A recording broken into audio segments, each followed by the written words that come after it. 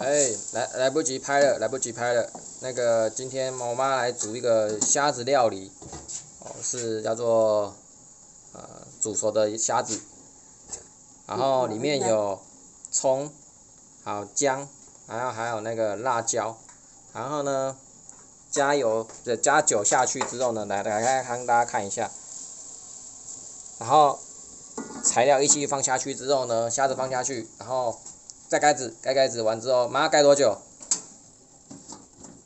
啊，好了。要让它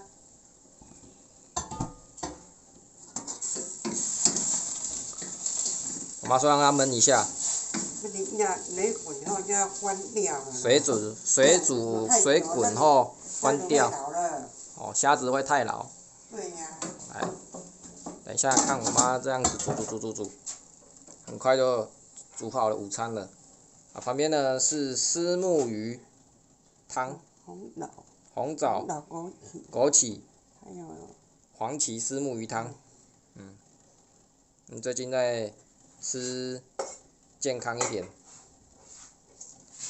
啊，虾子很快哦，快好了。鱼汤最后放葱段。香味。提味这样子，提鲜。啊，我那个鱼汤要滚一下，让它滚。哎，阿丽，火是小火。小火吗？虾子是小火，温热，哦，让它慢慢焖熟这样子。对呀。不能太久，那个鸭子会老化。我刚来不及拍了，所以呢，想说试试看，煮出来的成果拍起来，记录一下。妈妈好料理。啊，虾子在丢葱段。哦，你看，差不多快熟了。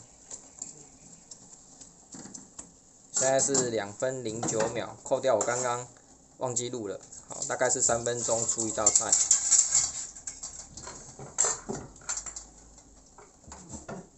好，今天吃简单的吃。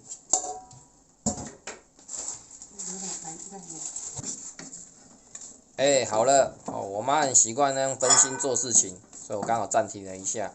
好了，已经煮好了，可以出菜了。哎，等一下还要炒青菜。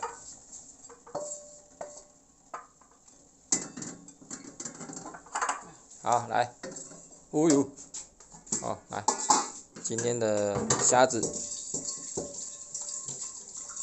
好。